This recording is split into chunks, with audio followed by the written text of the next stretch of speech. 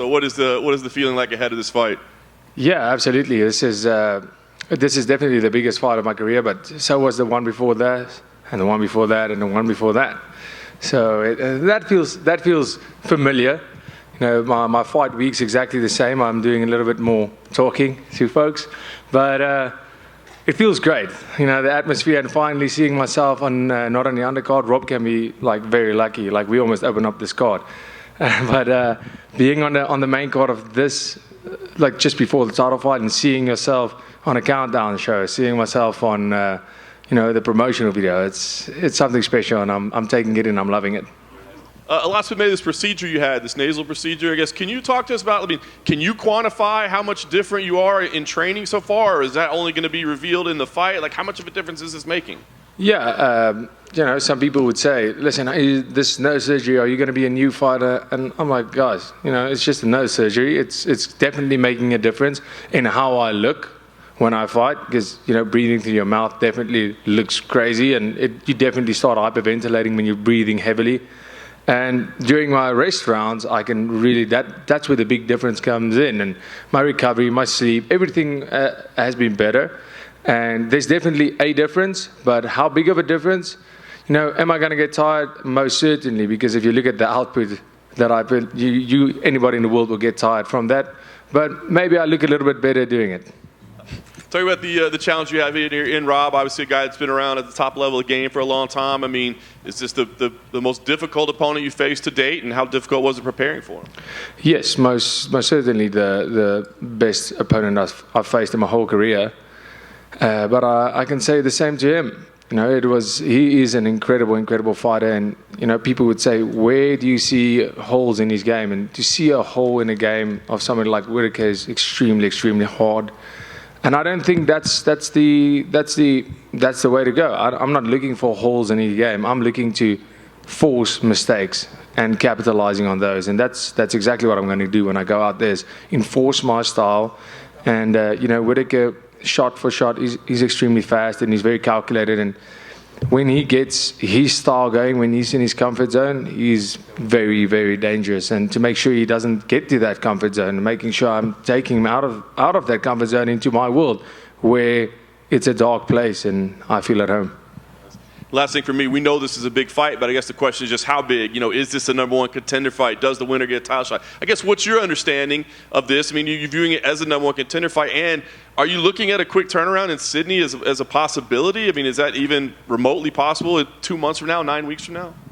Well, up until this point, I've been this past 7 months, I think this is my third fight in 7 months. So I've been turning around and getting these fights in to climb this ladder. And if I'm physically capable, if there's no problem for me to start my fight camp and be ready for that title fight, no problem at all. I'll be ready.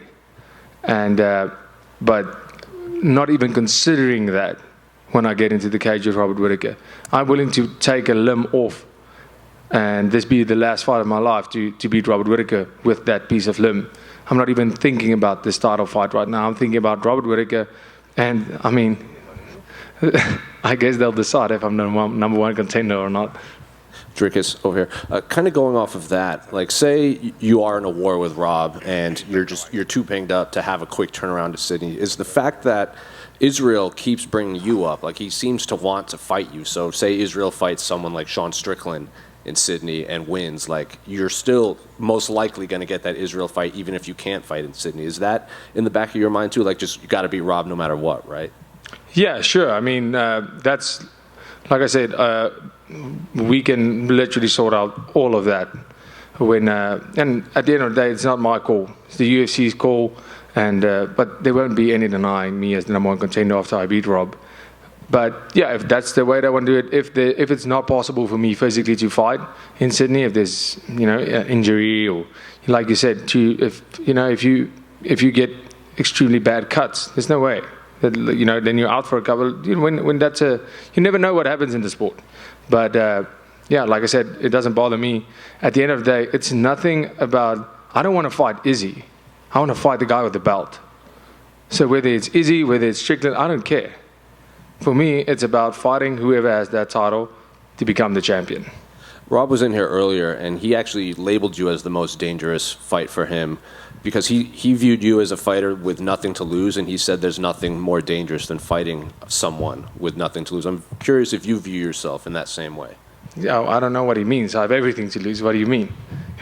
I've built up this record. I'm fighting for number one, to be number one in the world, to be the champion, the world champion. What does he mean? Of course I have something to lose. I have everything to lose. I'm here to win. I'm here to be the UFC middleweight champion of the world, and I have to get through Robert Whittaker, which is a very, very tall order. But I'm prepared to do whatever it takes to beat Robert Whittaker and get my shot at fighting for that title. But nothing to lose, that makes no sense. And unrelated to this fight, what do you make of your countryman Elon Musk possibly trying to have an MMA fight with Mark Zuckerberg? That's interesting. I think it's going to obviously be massive, but I don't know. What do you say to something like that? Yeah, I mean, I guess we'll see. It'll be massive, but it'll be cool to see what they can manage to do. I guess the technology and training will be next level. Hey, Dricus, over here. Hold on, one more. Sorry. Just one more. It's Robbie's Lawler's last fight on Saturday. I'm just curious if you have any favorite memories or favorite fights of his career. Oh man, obviously favorite fight. You can't go anywhere else than Rory McDonald's fight, and obviously you can almost go and say in that same fight is the favorite moment ever, where they just did that stare down, and Robbie Lawler, his lip was so busted, and when he spit, there was just blood everywhere. And of course, another massive, massive moment in his career is when him and Johnny Hendricks fought. And it was almost, that became his signature move. Like the last minute and a half, he would just be like, even though he's so tired, just go like, oh, it's my opponent's holding Thai pads, and he'll just be teeing off, kicking and kicking and kicking. And the fact that the man in all of his fights didn't go for a submission once, that is the coolest thing ever, and that is so badass. He has all my respect, and he's an absolute legend. Dricus over here. Sorry again, Jose. Didn't mean to jump the gun there. Robert Whittaker is an extremely tough guy to finish. We've seen, I think the only guy to knock him out at middleweight was Adesanya. You're used to finishing your opponents. Does that change the game plan at all, just with how durable he is? No, it's, not really comparable, but my debut fight, I fought Marcus Perez, who's never been finished, and I've only had finishes, and that was one of those fights where I was like, wow, this is interesting, because and he has a lot of fights. A guy who's never been finished versus a guy who's only finished his opponents. And I got that finish. So, it's just my style. It didn't change my preparation at all. I'm going out there, and if I can't finish Robert Whittaker, it's going to be a fight like Brad Tavares. Who's so extremely tough that, it wasn't for lack of trying. But if that's the case, I'm more than happy to go to that decision, because Brad Tavares' fight up until this point in my career was my favorite fight. It was such a cool fight to be a part of. Watching it as a fan, it's amazing. And if I have that kind of fight with Whittaker, I would love that. But, I'm going out there. If this opportunity comes in the first minute, I'm taking it. And if it comes in the last second, I'm taking it to finish this fight. I know you don't train there all the time, but I saw Brendan Allen called you out, and Brendan obviously is at Kill Cliff. You've trained there before. Did that surprise you a little bit? Well, this time around, no, because I've heard, I don't know, man doesn't like me, but I don't know. I haven't really spent a lot of time with Brendan personally. We haven't sparred or anything like that while I was there. So yeah, I guess he sees something in me which he can beat, or he doesn't like, or, maybe he's like, this guy's too pretty, I want to beat him. But no, Brendan, he's been doing great in his fight. The fight against Silva was great, and obviously the fight against Andre Muniz, that's impressive wins. So good for him. I'm glad he's finally getting some wins, but if consistency-wise, we've seen in the past. So yeah, good luck to him. What did you think of Sean Strickland's win over Abus Magomedov last weekend? Well, great. Abus in that first round to me was absolutely geez, I was like, oh, this is a terrible night at the office for Strickland. And, me and Abus, we were set to fight a long time ago in KSW still, and then he got injured and somebody else stepped in. But I honestly thought that he can give a lot of trouble. Like that was my prediction. He's going to be a tough night for Strickland. But talk about my gas tank. But geez, that was crazy. Like I mean, going in that first round and really getting he was doing so great. Getting that takedown, everything was great. And in the second round, he was done. He was done. I mean, a minute in that second round, this guy couldn't even stand up. So that was great for Sean Strickland because he took that first round, he took the shots, and with him, he has that 5 rounds in him, and he saw the opportunity and he just went for the kill, and yeah, good for him. Perhaps my most important question and my last question: you making any time to go to Topgolf this time around? I'm really, really hoping we're doing it this time. Like. We've been talking. We've been here for a couple of weeks, and every time we're like, we have to go play Topgolf. We have to go play Topgolf. But I'm probably gonna extend my flight and stay a little bit longer. Just for Topgolf, just well, listen, I don't even like playing golf, but Cameron has been in my neck about this Topgolf for so long. Like he's like, we have to go play Topgolf. So, I'll grant him his wish, and we can go play Topgolf because it's always a vote, and nobody's voting for the Topgolf. Dricus over here. You just back here. Where? Over here. Oh, hey. You just mentioned Cameron, your teammate Cameron Simon. He's been on the same card as you every fight since his UFC debut. How special has it been being able to represent South Africa together on these big cards? Oh man, it's absolutely amazing to see the support grow. More and more people recognizing us over here as the South African duo, and also back home, how people are just, the support grows. It feels like everybody is supporting until the next fight comes and more people are supporting. It's incredible. So for us to carry that flag, it means the absolute world. And to have him fight, because all the cards that I've been fighting on has been big cards. So it's almost like throwing him in deep, because he's fighting on these massive pay-per-view events on the undercard. But that is, he's been stepping up to the plate. He's absolutely incredible, and I can't wait for you guys to see what he brings to the table this time. But for us, so there's that competition. Let's see who gets the best, who gets the finish, who gets the performance bonus. It's great. It's an amazing experience for the both of us, and yeah, we're loving to fight on the same cards, and it makes things just so much easier. And putting the shift back on you, it seems as if a lot of other fighters here are kind of counting you out on this matchup. Is that like a chip on your shoulder that you carry to not only win this fight but also prove everyone else wrong? Yeah, I don't really care about proving anybody wrong. It's more about proving people right. That's all it is for me. Being counted out, odds don't win fights. Fighters win fights, and I'm a fighter. So I'm going out there. I don't care about the odds or what the other fighters say. For me, they'll all find out soon too if they make it to the top of the pile. And your last 4 fights have been in Vegas, specifically at the T-Mobile Arena. You're about to head into your 5th in a row over there. What's your favorite part about fighting in this arena? Right now, it's the familiarity. Getting to know Vegas and being able to use the PI to its fullest extent. I don't think people realize how amazing the facility is and how amazing the treatment is if you have that to your disposal. Every time I come here to Vegas and I train at the PI and I get the services that is given to the fighters, I always feel like this is incredible. This is what it's all about for me. It's being able to focus on my fight and everything is taken care of. I absolutely love it. And, getting to know the people, because everybody working with the UFC and everybody, all the, people that I get to know, and you start to make friends and you build a relationship with all these people.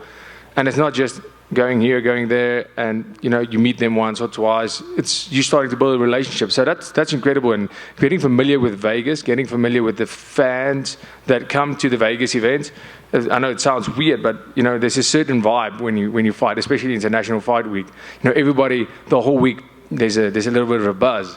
And it's great. I love fighting in Vegas. It's incredible. If it was up to you, would you just continue to keep fighting here, or would you like to explore other big destinations to fight in? Yeah, I wouldn't mind fighting in other big destinations. I would actually love that. But Vegas, regardless, Vegas is amazing. I would love to do Texas. Haven't been, so I would love to do a Texas event sometime. That sounds great.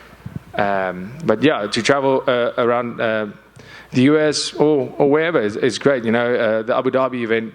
That's amazing. It's not, the travel is not that far, but I made my debut in Abu Dhabi, but everything was closed. So that's he's dealing with the complete COVID shutdown. But it doesn't really matter to me. It's cool to see the world while doing this. It's really great. It's and it's hard because now I've been in Vegas 4 times. So you're so used to seeing everything. So you're not really seeing what Vegas is anymore. You're just here to focus on the fight, which is good, I guess. But it'll be great to see while we're doing this and living my dream, seeing the rest of the world. Dricus just over here. Hi. Hi. Is Robert Whittaker someone that you've always had your eye on as a future opponent? 100%. I've said this in a couple of interviews today that my brother and I, we watch fights and we are massive fans, even way before. And Robert Whittaker, obviously, he's been in the UFC for a very, very long time. And he's been at the top of the pile for a very long time. And, me and my brother spoke about it, and he just went and said, I know you're going to face Robert Whittaker. And I spoke to Bisping about this, and I said, there's just some people, I don't know if all fighters have this feeling, but I had this feeling, I know I'm going to fight this guy. And when I fought Trevin Giles, International Fight Week, I think it was 2 years ago, that's when Brad Tavares fought Omari Akhmedov. And I looked at Brad Tavares fighting, and I said, oh, this guy is a tough fight. This is a long night at the office for anybody. And I just had this feeling, I know I'm going to fight Brad Tavares. So I don't know when, I don't know. And he was my next fight. And the same with Whittaker. I just always knew I was going to fight Robert Whittaker. And I knew I wasn't going to fight him when I defend my title. I knew I was going to fight him on my way up. And I've been ready for this for a very long time. And like you said, he's been at the very top for such a long time. What do you think makes him so dangerous? What do you think it is? Well, firstly, finding flaws in terms of cardio is really hard. He has great wrestling. He has great striking. He's tough. He can take a punch. He can give a punch.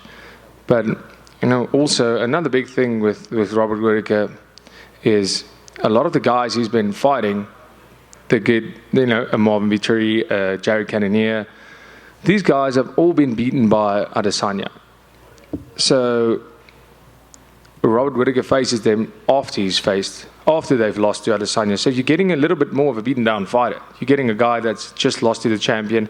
So your motivation isn't what it should be, I'm assuming. I'm assuming that your motivation is not, this is for the world title. Your motivation is, I just lost my opportunity. I'm going to fight Robert Whittaker and then another guy before I get back to the title. And that's something you have to take into consideration, the mindset of the fighters. So he's faced incredible opponents, but this is where this fight is different. I'm on my way up. I'm the contender right now, fighting Whittaker to fight for that title. So for all practical reasons and for anything that makes sense to me, this is my title fight. Because without this fight, I'm not getting a title. So for me, this fight is my world title fight. And I'm not fighting the champion, then Whittaker. I'm fighting Whittaker on my way up. And like Jose said earlier, Robert said you're the most dangerous to date because you are the unknown. Do you think you still have more to show that perhaps we haven't yet seen? Absolutely. I think I have so much more to show. I've just been fighting so often and fighting these good guys. Every time a better guy, jumping the ranks. And every time I feel better in there, every time I feel more comfortable, and I'm getting acclimated with the stage, getting acclimated with the massive names that I'm fighting, the crowds, everything. I'm getting better every time, and there's so much more, so much more to my skill set that I can show. But with Whittaker, he's a prime example of a guy that utilizes all of his weapons, and he does it incredibly well. And what's going to be needed from me to put on the performance that I know I can with this and to finish Robert Whittaker is going to be the best version, and every single part of my game is going to be needed from me to do that, to finish Robert Whittaker and do it in spectacular fashion. It's going to need my best striking, my best grappling, my best wrestling, and definitely my best performance to date. With everything that is at stake, would you say this is the biggest moment of your career so far? And do you feel that? Yes, without a doubt. But like I said, it feels exactly the same as the previous one. And last one from me, there's obviously 2 big title fights headlining this weekend. Just wanted to get your opinion on the main event between Volkanovski and Rodriguez. Yes, Volkanovski, obviously there's no denying that guy is, when he fights, he's so good. He very narrowly almost beat Islam, which is a pound-for-pound number 1 fighter right now. I think Volkanovski is an incredible athlete. But then with Yair, if you look at his fights, he just has one punch, one kick ability to finish a fight instantly. And I think there's a massive reach advantage for Yair and especially him being a kicker. Anything can happen at any stage in this fight. Like Yair has the ability to finish this fight in the final second of this fight, like he did with the Korean Zombie. So, this is such a dangerous fight for Volkanovski, but I think it's going to be a great fight. Thank you. Back here, Dricus. Quick question for you. You made the comment about needing to get over to Topgolf, and last time in early March I was here, I asked you what your favorite thing about Vegas was, and you paused for a second and said the food and the beer. I'm just curious. Hence, I didn't make it to Topgolf. But I'm just curious, what is like your actual, you've been to Vegas all these times now, like what do you actually really love about Las Vegas? Can I stick with my original answer? Yeah. I mean, I guess that's really, having, but, beer and food everywhere in the world is amazing. But, right here, it feels like where everybody comes for a good time. That's what you get, the vibe everywhere you go. It's just good times all around. You don't see anybody like not on your level when you're in Vegas. So when you go out to celebrate, there's going to be a lot of people on the same level as you. If you go out and I'm cutting weight and just sitting, there's people that work here and live here normal. They're not celebrating every day, and that's on your level. So I guess this place caters for everybody, all needs and all situations and all energy levels. Perfect. And then last question for you. I know you said you don't really care about what the outside perception is, but I'm curious, every fight you've had so far in the UFC, you haven't lost yet, you're normally the betting favorite, but here you're talking about being one of the biggest underdogs on the card. Does your perception change when the fighter is, maybe theoretically supposed to be better than you? Well, I said it. I didn't even know I was the favorite every time. But with a guy like Whittaker, I'm not surprised that I'm the underdog. How do you go? On what grounds do you go and say, no, Dricus, on betting odds, go, no, Dricus is beating Whittaker? On what grounds? With my opponents, they don't add up to his. The amount of fights don't add up. He's had the belt. He's fought the champ twice. He hasn't lost to anybody else in almost a decade. So, yeah, he deserves to be the betting favorite, 100%. And, I'm not even offended by it at all. For me, this is where I'm taking over. This is where I become the betting favorite. This is a fight that puts me in that tier. And, yeah, 100%. This is my time. There's a champion and there's a contender. And up until you beat the champion, nobody believes you're going to beat that champion. And Robert Whittaker, rightfully so, is a fan and betting favorite. But that is for now, up until I surpass that spot.